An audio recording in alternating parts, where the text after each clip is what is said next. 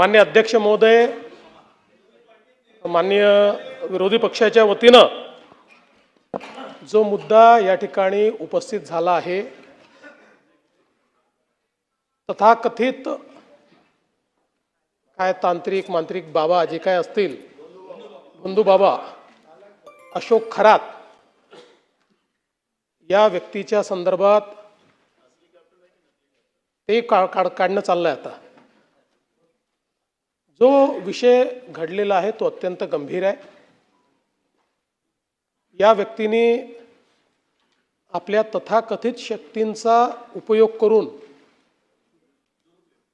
दुरुपयोग करून आणि दिशाभूल करून अनेक महिला ज्या आहेत यांच्यासोबत गैरव्यवहार, दुष्कृत्य केल्याचं समोर येत आहे.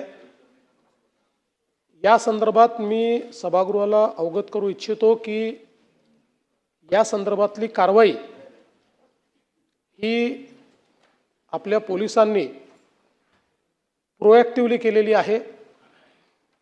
याचा ट्रॅप तयार करून ती केलेली आहे.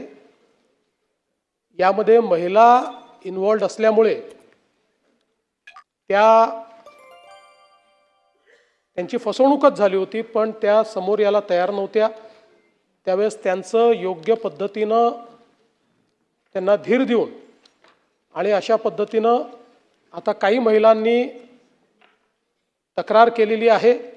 उर्वरित अजून काही महिला या संदर्भात तक्रार करतील. मी केवळ आपल्याला एवढंच सांगतो की या संदर्भात कारवाई जरी आत्ता झाली तरी देखील याची तयारी आधीपासून सुरू होती.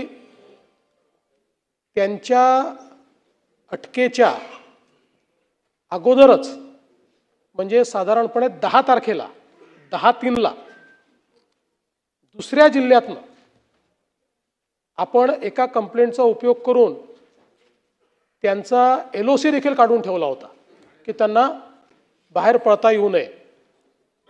त्यामुळे या संदर्भात पूर्णपणे कारवाई आपण करतो. मी या सभागृहामध्ये उद्या याचं डिटेल निवेदन करीन, कारण आजही चौकशी चाललेली आहे संपूर्ण प्रकरणाचं.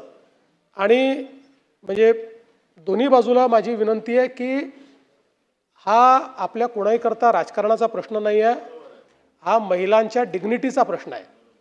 अशा प्रकारे महिलांचा दुरुपयोग करणं आणि त्यांना काहीतरी वेगळ्या पद्धतीचं भासवून, वेगळ्या शक्ती आहेत असं सांगून आणि जणू काही त्या जे काही समर्पण करतायत ते करणं हेच त्यांचं इति कर्तव्य आहे, अशा पद्धतीचं त्यांचं ब्रेन वॉशिंग करणं, अशा अनेक गोष्टी याच्यामध्ये करण्यात आलेल्या आहेत.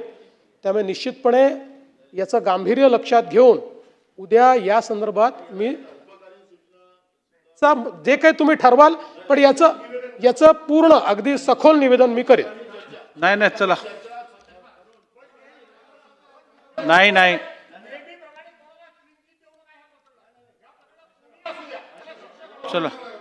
चला पुढे जाऊया. मी नेहमी क्लीन चिट देत नाही.